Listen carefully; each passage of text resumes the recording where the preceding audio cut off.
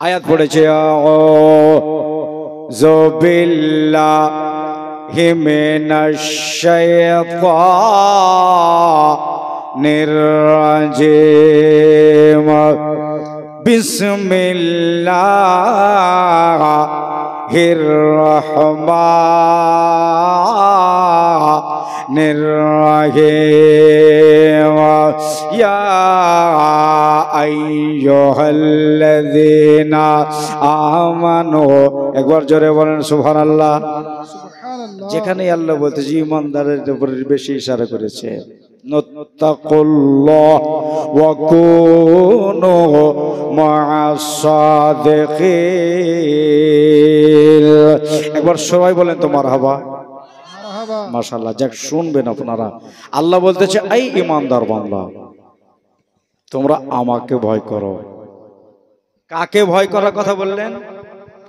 জোরে একবার বলেন আল্লাহকে। এবার আল্লাহকে ভয় করার পরে আল্লাহ একটা জিনিস বলতেছেন ওয়া কুনু মা'আস সাদিকিন, তোমরা সত্যবাদীদের সঙ্গ লাভ করো। আরবিতে মা মানে সাথ, সঙ্গ, সাদিকিন মানে সলেহিন নেককার, হ্যাঁ সত্যবাদী, এনাদের সঙ্গ ধরার কথা আল্লাহই বলেছেন। তাহলে আমাদের ওই কাজটা করতে হবে, যদি ওটা পালন করি তাহলে খোদার কথা মানা হবে। তো দেখবেন অনেক ইউটিউবে আছে আমার, আমি তো নিজে কোনোদিন ইউটিউব করি না, মোবাইলে ছাড়াও জানি না, মোবাইলে তো ভালো করে চালা জানি না, শুধু ফোন ধরা আর ফোন করা ছাড়া আমার আর কিছু জানা নাই মোবাইলের। দোস্ত বুজুর্গ আমার বহু ইউটিউবাররা চালায়, মাশাআল্লাহ শুনবেন ইসলামিক কালচার, লাইক করবেন, সাবস্ক্রাইব করবেন। তো আমার রব্বে জুল জালাল পরওয়ারদিগার আলম বলতেছেন আমাকে ভয় করার পরে তোমরা সত্যবাদীদের সঙ্গ লাভ করো। সত্যবাদী কারা? যারা আল্লাহ ও রসুলের পেয়ারা। সত্যবাদী কারা? যারা আল্লাহ ও রসুলের পেয়ারা। আল্লামা জালালউদ্দিন সিউতি রহমতুল্লাহ আলাই এর তরজমানি করেছেন। উনি বলেছেন এখানে আল্লাহর ওলিদেরকে নেওয়া হয়েছে। তাহলে ওলিদেরকে আমাদের মানতে হবে, আল্লাহর ওলিদের সাথে মোহব্বত করতে হবে, আল্লাহর ওলিদের সঙ্গ ধরতে হবে, আল্লাহর ওলিদের তাজিম করতে হবে। হ্যাঁ, কিন্তু হটবড়ি করে আবার সাজদা করে দিয়েন না, বুঝেছেন? কোন মাজারে সাজদা করা যায় না, সাজদা হারাম, সাজদা আল্লাহ ব্যতীত হারাম। শুধু সাজদা করতে হবে একমাত্র আল্লাহকে। কাকে বললাম? আল্লাহকে। শুধু আল্লাহকেই সাজদা, উনি उपासनार लायक। इय्याका नअबुदु व इय्याका नस्ताईन, हम तेरे ही इबादत करते हैं और तुझी से मदद मांगते हैं। तुम्हारी इबादत करी और तुम्हार काछे इमदाद चाই, সাহায্য চাই। মানুষ কিছু কিছু এখনো আছে, মানে বুঝার তো কোনো ইয়ে নাই, মানে কার সুর ভালো কার তাল ভালো, গজল গাইতে থেকে পারলো কি পারলো না, যদি গজল গাইতে পারে তো হ্যাঁ এই কে মৌলভী, বুঝছেন? যদি সুর করে ওয়াজ করা হলো তো এবার গালি এসেছে মৌলানা। বড় বড় যারা আকাবির মুফতিয়ে কেরাম যারা ওয়াজ করে ওনাদেরও তাকারির শুনতে হয় কান দিয়ে, কেন অনেক মাসলা মাসাইলের প্রয়োজন আছে, দরকার আছে। কেননা মাসলা মাসাইল আপনার না জানা থাকলে ওই সুদকে দুধ ধরে বসে থাকবে। হ্যাঁ, সুদ খাওয়া হারাম বলেছে মুফতি সাহেব, ও ধরেছে দুধ খাওয়া হারাম, আর বউকে বলেছে গাই বেচে দে তাড়াতাড়ি। হুজুর বলেছে দুধ খাওয়া হারাম, তা গাই রেখে করবো কি, বেটাকে খাইতে দিব না বেটিকে খাইতে দিব না। বলে কোন মৌলবি বলেছে? অমুক মৌলবি। ফোন লাগিয়েছে, আমি বলিনি, আমি তো সুদ খাওয়া হারাম বলেছি। और बीबी बचा गो তাহলে তোমার মতো বুকা কেউ দুনিয়াতে আছে?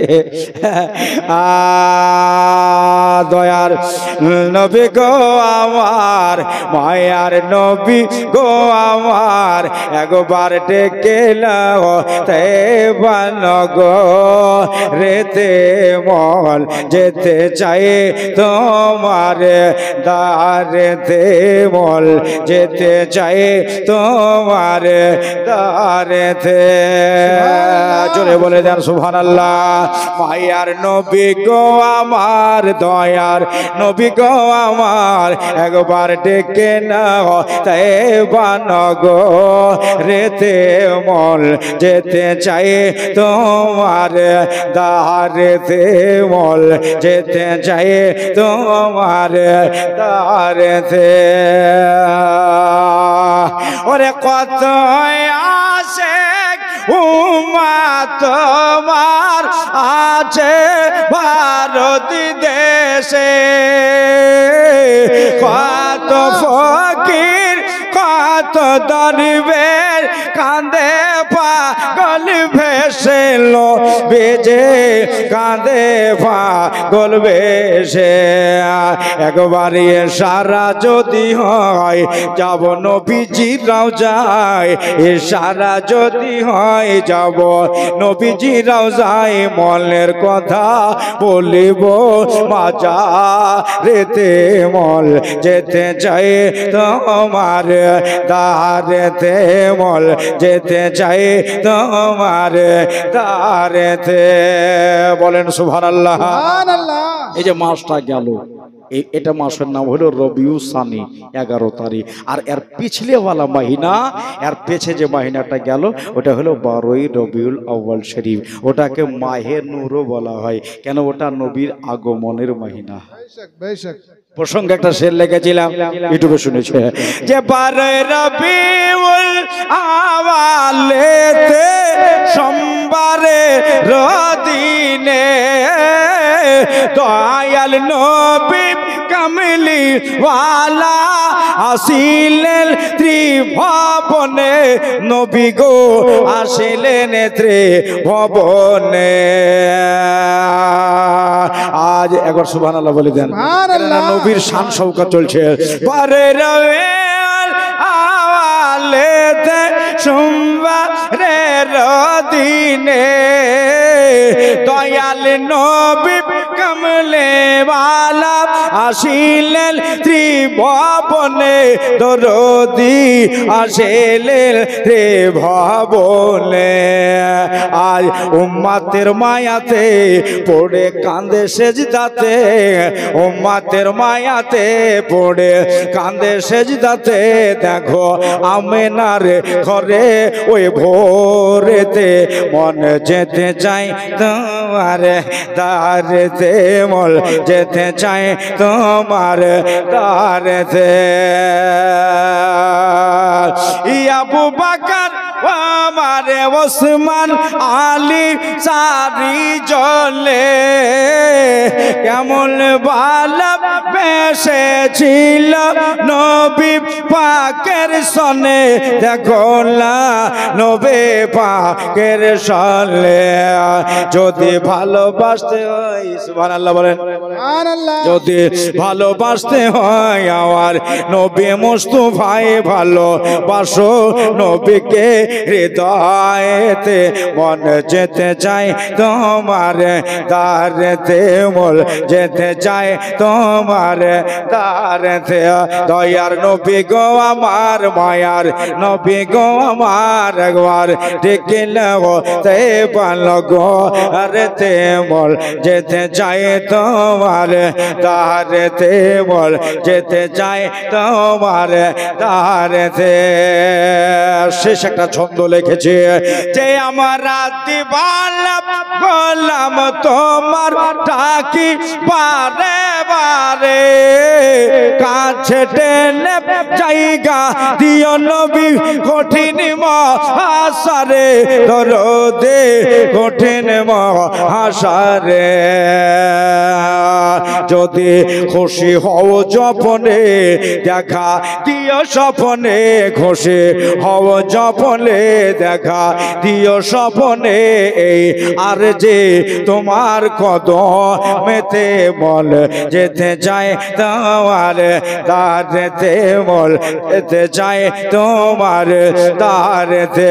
দয়ার নবী গো আমার, মায়ার নবী গো আমার, একবার ডেকে নাও তাই ভালো গো ওরেতে মল যেতে চায় তোমার দারেতে। আল্লাহুম্মা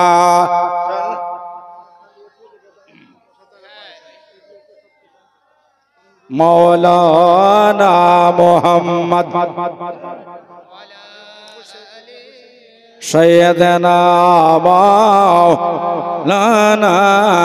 মুহাম্মদ পড়েন সাল্লাল্লাহু আলা মুহাম্মাদিন সাল্লাল্লাহু আলা মোহাম্মদ হরদম জাবা শেনে কালা, পাক নামে মুহাম্মদ হরদম জবান শেনে কালা, শফে আয়না মোহাম্মদ সাল্লাল্লাহু তাআলা আলাইহি ওয়াসাল্লাম। তাহলে আজ আমরা যেখানে এই স্টেজে বসেছি এটা খাস করে নবীরই মেহফিল, কিন্তু ফাতেহা একজন বিখ্যাত ওলি, যে ওলি সম্পর্কে রসুলে খোদা বলতেছেন ওই ওলিটার গর্দান আমার দাহিনা কদম থেকেই গেল।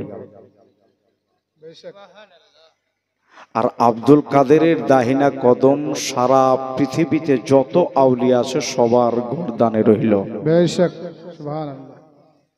তাহলে ও যে সিলসিলার হোক না কেন, ও কাদেরি হোক, চিশতি হোক, নকশবন্দি হোক, শহরবর্দী হোক, রাজাবি হোক, যে সিলসিলারই হোক না কেন, প্রত্যেকটা ওলির গর্দানে আমার গাউসে পাকের দাহিনা কদম আছে। বেশক সুবহানাল্লাহ সুবহানাল্লাহ। একটা লাইন আছে, একটা কানেকশন আছে। দাদা কেন হবে না?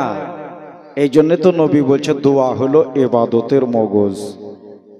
দোয়া ইবাদতের মগজ। আপনারা যে এসেছেন, আচ্ছা মৃত্যু মায়ের নামে বাবার নামে এখানে বসে দোয়া করবেন। যদি একবার দোয়া করেন আর যদি কবুল হয়ে যায় তো মা বাবা কবরে শান্তিতে জায়গা পেয়ে গেল। বেশক সুবহানাল্লাহ। খাস করে এই নিয়তে আসতে হবে যে ওখানে যাব, দুটো হাদিস কোরআনের কথা শুনবো, ওলিয়া উলিয়ার নবীদের কথা শুনবো, আর আমার মৃত্যু মা বাপের নামে একটু দোয়া করবো। বেশক বেশক সুবহানাল্লাহ। কার বিবি চলে গেছে, কার বেটা চলে গেছে, কার বেটি চলে গেছে, ওই মৃত্যু যারা কবরবাসী হয়ে আধার কবরে নীরব নগরে শুয়ে রয়েছে, যেখানে কেউ ধরার নাই, ওকে সাপে কামড়াইলো বা পোকাতে খাইলো কি আধারে কি হলো কেউ দেখার নাই রে বাবা, এই জন্য তাদের জন্য একটু দোয়া করো। বেশক এই মন মানসিকতা নিয়ে যদি এসে বসে তাহলে পরে জালসা ভালো লাগবে। আর যদি মনে ভাবেন যে শুনতে ভালো লাগলে বসবো, নাহলে লুক করে পালিয়ে যাবো ফোন করার বাহানাতে, যদি এটা মনে করেন তাহলে হবে না। কিছু কিছু জিনিস দেখে না বড় আফসোস হয় আমার, আফসোস। দেখা যাচ্ছে আলেম মানুষ হজ করতে গেছে, হজ করতে গিয়ে কাবা শরীফ ধরে এমনি করে তাকাচ্ছে, আমার ছবিটা তোর,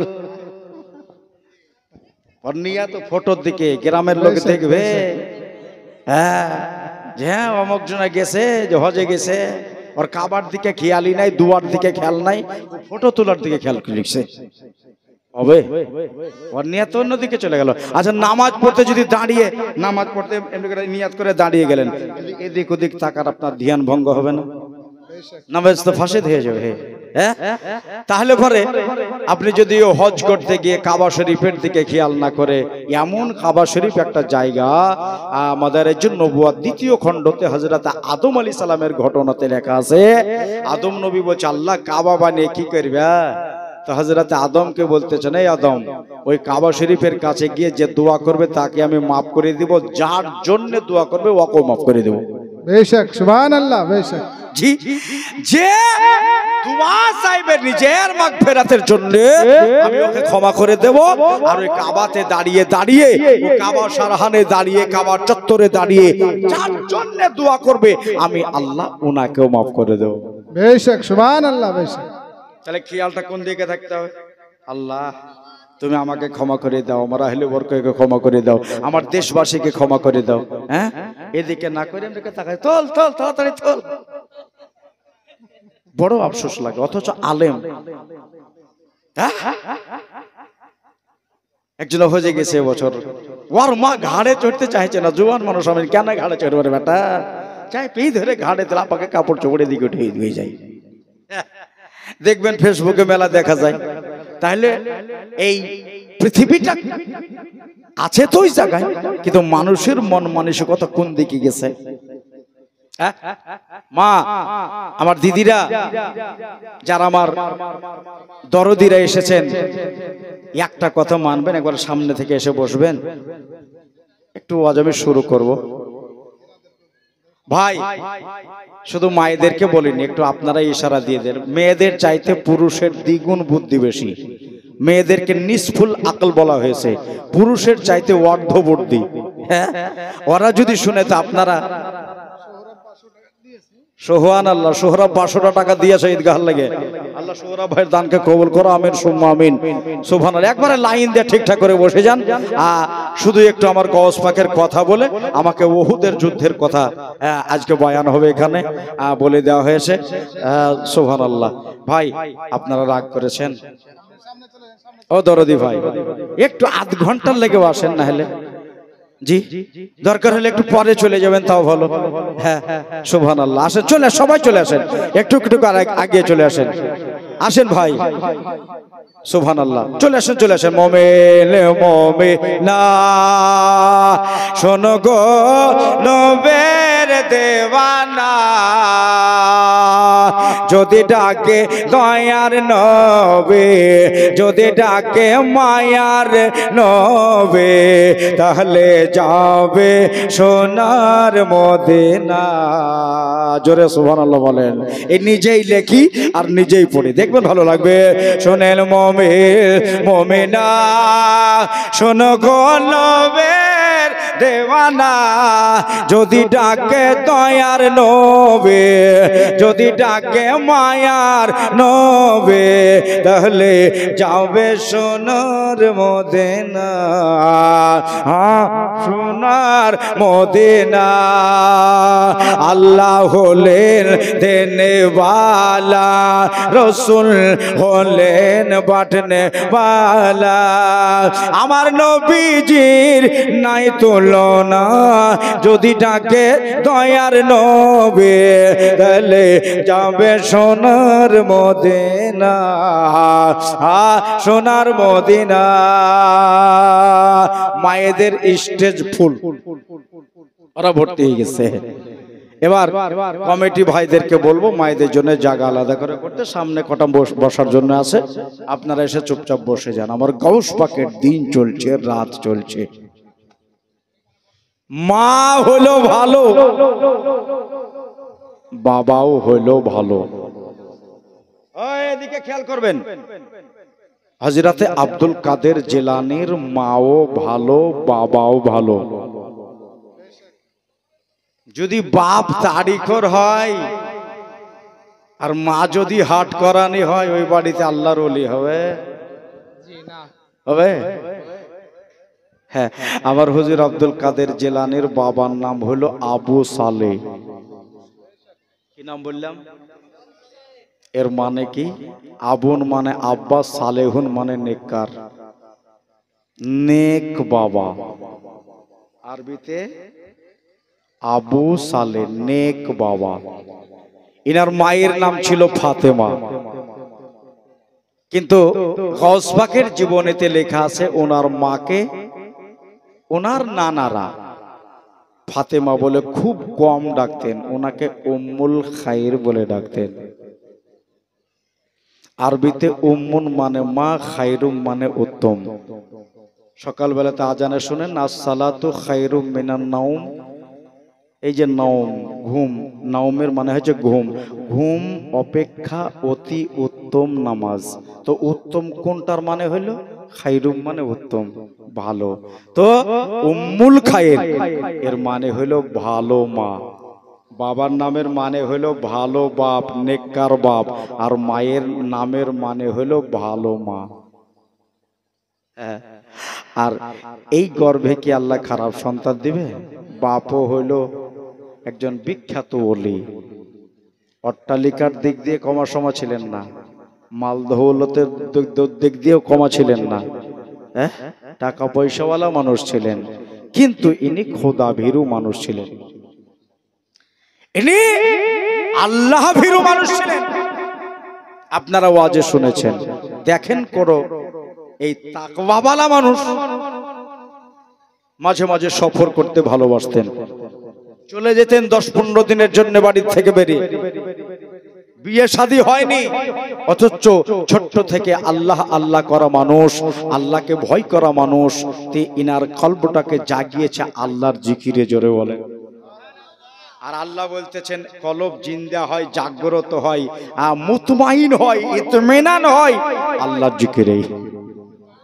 নাই আল্লাহ জিকিরে তাতমাইনুল কুলুব, তোমার কলব, তোমার দিল রওশন জাবির হয় আল্লাহর জিকিরে। ভাই আমার দাদারা, আমার দিদিরা, তাহলে ইনি সফরে বেরিয়েছে।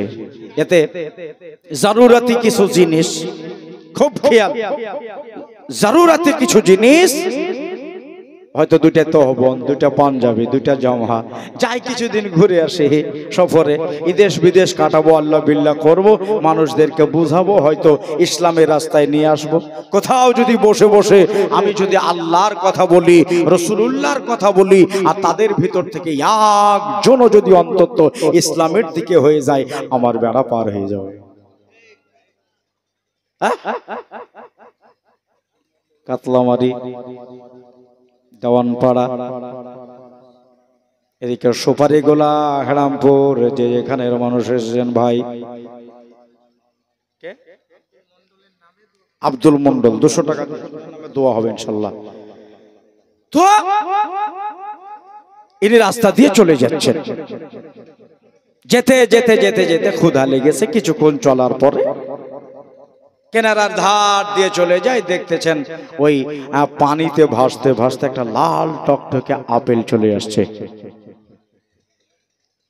হযরতে আবু সালে মুসা জঙ্গি রহমাতুল্লাহ আলাই, ইনি ভাবলেন যে আমাকেও তো ক্ষুধা লেগেছে, তো এই তো একটা আপেল ভেসে আসছে, ওটাকেই যদি আমি খেয়ে যদি সতেজ হয়, ভালো হয়, তো আপেলটাকে খাওয়ার পরে একটু পানি খেয়ে আল্লাহর শুকরিয়া আদায় করে এখান থেকে আবার চলবো। তো ইনি বসলেন কেনারার ধারে, আপেলটা নিকটতম হলো, কাছাকাছি হলো, আপেলটাকে তুলে দেখতেছেন তাজা আপেল, মানে খুব ভালো, খারাপই নাই, মানে টাটকা, বলে না টাটকা। আপেলটাকে ধুয়ে ইনি খেয়ে নিলেন। খেয়ে নেওয়ার পর পানি খেলেন, পানি পান করার পর ইনি এবার নিজের গন্তব্যস্থলের দিকে এগোবে, মঞ্জিলে মকসুদের দিকে এগোবে। ইনি উঠে দাঁড়ালেন, নিজের ব্যাগ, নিজের থাইলি নিজের কান্ধায় করে যেতে যাবে। আর অমনি একটা কথা হট করে খেয়াল হয়ে গেল, আল্লাহ কিয়ামতের দিন তো যাররা যাররা মানুষের হিসাব নিয়ে গেল, হ্যাঁ নাকি? তো সেদিন যদি যদি আমাকে বলে আবু সালে, ওই যে একটা আপেল তুমি ভেসে যাচ্ছিল, আর আপেল মালিককে না বলে তুমি ভক্ষণ করেছিলে, সেদিন আমি আল্লাহর সামনে কি জবাব দেব? আমরা কাউকে জিজ্ঞাসা করি? এদিক ওদিক তাকিয়ে বাগানের মালিক যদি না থাকে, তো ভাড়া 4-5 বাড়ি দিয়ে 10টা আমকে পাড়িয়ে চম্পট নাকি বলছেন পালিয়ে যায়। আর আপেল ফেলে তো আরো এদিকে ওর বকে বলে আসবে, তো ঠেলে যে হে থাক, আমি এক ব্যাগ বাড়ি নিয়ে চলে আসবো 70 গাছ থেকে।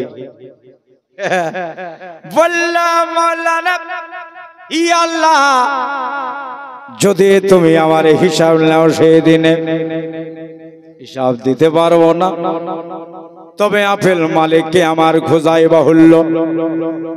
মুখটাকে ফিরিয়ে নিয়ে আবার পেছন দিকে রওনা হয়ে গেল।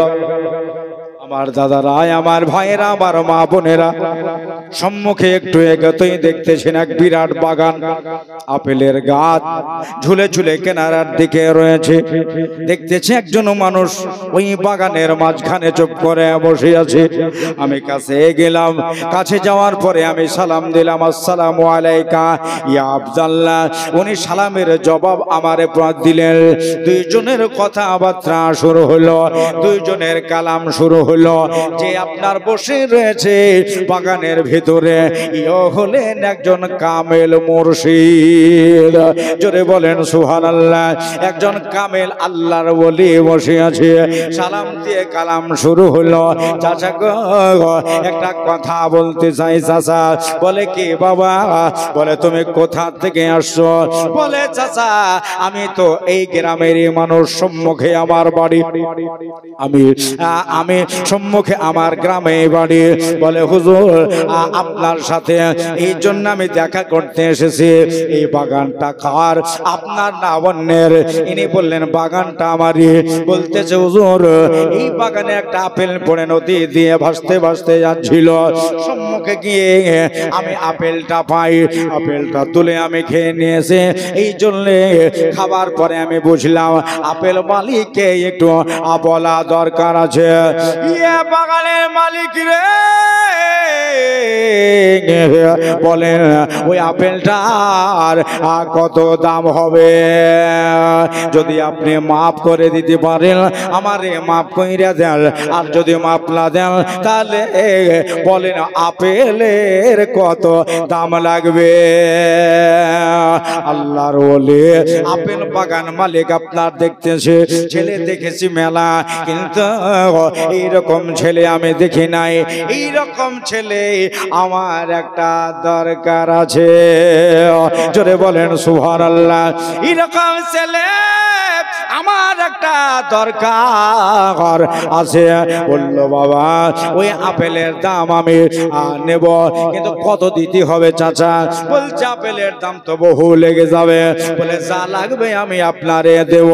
যদি কাছে না থাকে আমি আপনার কাছে টাইম নেব। 1 মাস পর হোক, 2 মাস পর হোক, 3 দিন হোক, 5 দিন হোক, আমি এসে ওই আপেলের দাম পরিশোধ করে দেব। আপেল মালিক বলতেছে বাবা এই একটা আপেলের দাম পরিশোধ করতে গেলে আমার বাড়িতে 12 বছর গোলামি করতে হবে। চাচা একটা আপেল খেয়েছি 12 বছর গোলামি? বলে নাম। জি হ্যাঁ, 12 বছর গোলামি করা লাগবে। হুজুর আব্দুল কাদের জিলানীর আব্বাজান বলতেছেন কি করে? যদি আমি না করে দিই আপেলের দাম পরিশোধ হবে না। যদি হ্যাঁ করে দিই কিয়ামতের দিন আল্লাহ আমার সামনে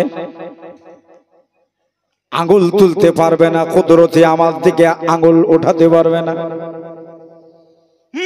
মাওলা রে মাওলা, চলে যাক 12 বছর, আমি একটা আপেলের দাম পরিশোধ করার জন্য 12 বছর গোলামি করতে চাই, কিন্তু কারো কাছে কারাজদার হব না, কারো কাছে ধাইরা হয়ে থাকবো না। জোরে বলেন সুবহানাল্লাহ। ইনি বললেন চাচা জান আমি কথা দিলাম আপনার বাড়িতে 12 বছর গোলামি করব। কথা পাক্কা হয়ে গেল। আদো বাগান মালিক ইনাকে কাজ করাবার উদ্দেশ্যে নেয় নাই, ইনাকে আপনার খাটাবার জন্য নেয় নাই, আপেল বাগানে সারাদিন পরিশ্রম করার জন্য ইনাকে আপনার রাখে নাই। ইনার ভেতরে একটা আপনার বিশ্বাসের উদ্রেক জাগ্রত হয়েছে। বললো চাচা গো আপনার বাড়িতে কি কি কাম করা লাগবে? ইনি বলতে চাই চেয়ারে শুধু বসে থাকবা, বাগানগুলো দেখবা, তাছাড়া কোনো আর কাম নাই। থেকে গেল আমার আবু সালেম মুসা জঙ্গে, ভালো বাপ নেককার বাপ চেয়ারে বসে গেল। এখন বাগানগুলোকে দেখভাল করবে, মালিকের মতো ওই বাগানগুলো দেখভাল করবে। একদিন কেটে গেল, 2 দিন কেটে গেল। ওই যে বাগানের মালিক বলতেছেন মওলা রে, ওই ছেলেটাকে বাগানে আর বসিয়ে রাখতে ভালো লাগে না, আমি যে আশা নিয়েছি আশা পুরা করা লাগবে। সপ্তাহখানেক পার হয়ে গেল।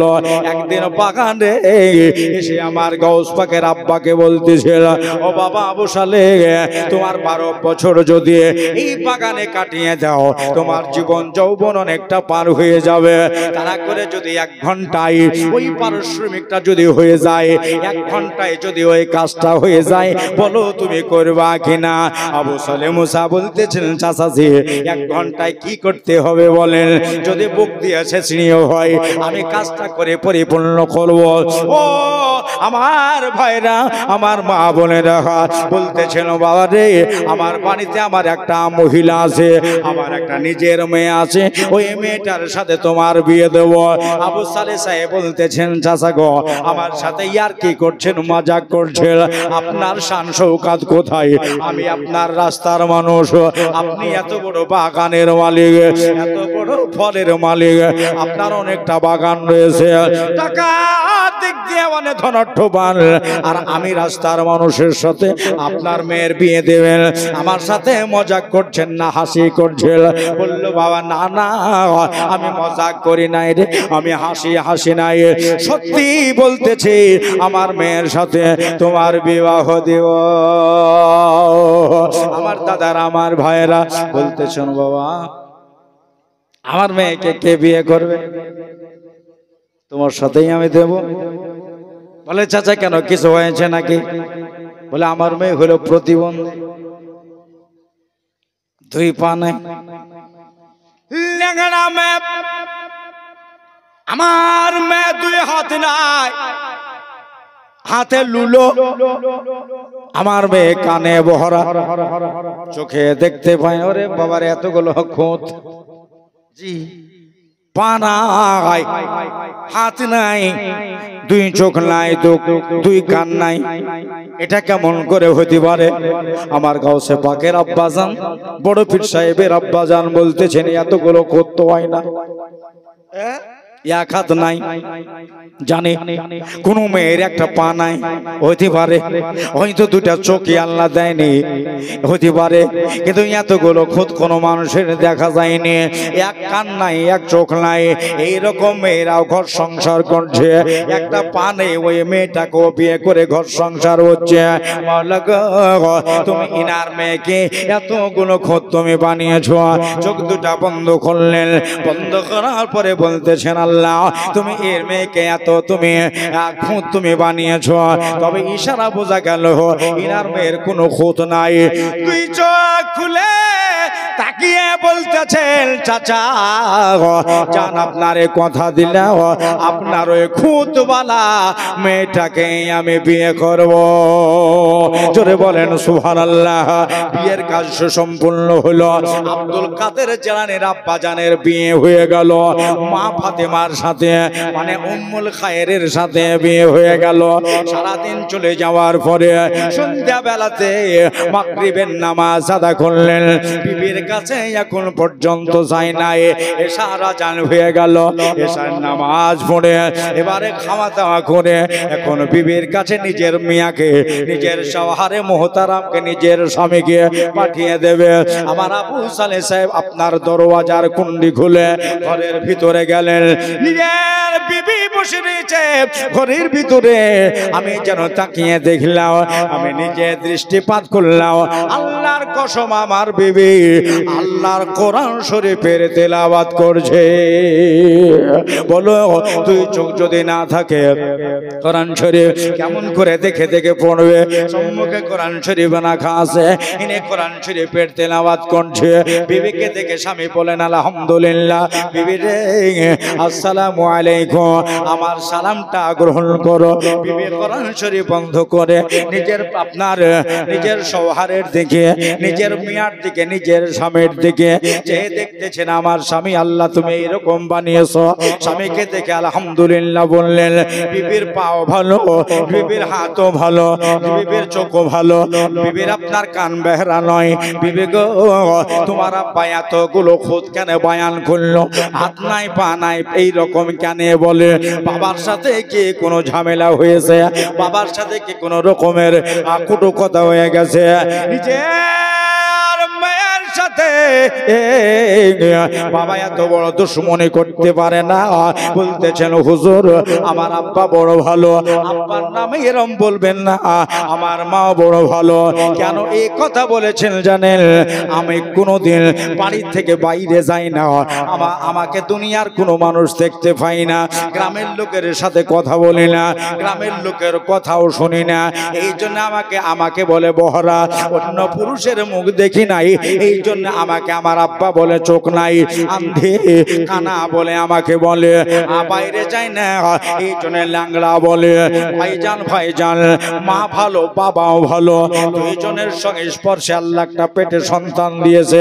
এই ছেলেটাই হলো আপনার গাউসে সামদানি, মাহবুবে সুবহানি, কুতুবে রব্বানি, শেখ মহিউদ্দিন আব্দুল কাদের জিলানী ওয়াল গিলানী রাদিয়াল্লাহু তাআলা আনহু।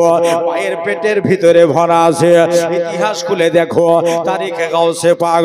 বন্ধুরে আমার ভাইরা রে, মা জননী কোরআন শরীফ পড়তে থাকে, রোজ কোরআন শরীফ পড়তে থাকে। বেটা ছেলে আর নিজের বেটা নিজের পেটের ভিতরে, আর মা কোরআন শরীফ পড়ে। কোনোদিন এক রুকু, কোনোদিন দুই রুকু, এমনি করে পড়তে পড়তে আপনার মাহে শাবানুল মুআজ্জাম আসলো। শাবানুল মুআজ্জামের 29 তারিখ আমার গাউসে পাক ভূমিষ্ঠ হয়ে গেল। বন্ধুরা ইতিহাস গাওয়া দিতেছে, মায়ের পেটে থাকাকালীন মা উম্মুল খায়ের 18 পারা কোরআন শরীফ পড়েছিলেন। আমার গাউসে পাক মায়ের পেট থেকে ওই 18 পারা কোরআন শরীফ শুধু শুনে না হয়, শুনেছেন এবং মুখস্থ করেছেন। জোরে বলেন সুবহানাল্লাহ। শুধু শুনে নাই মুখস্থ পর্যন্ত করে নিয়েছে। এর প্রমাণ আপনি দেখবেন একটু আগে, তবে আপনার গোটা জীবনে আমি বলবো না, কেননা উহুদের বয়ান আমার সিলেবাসে আছে।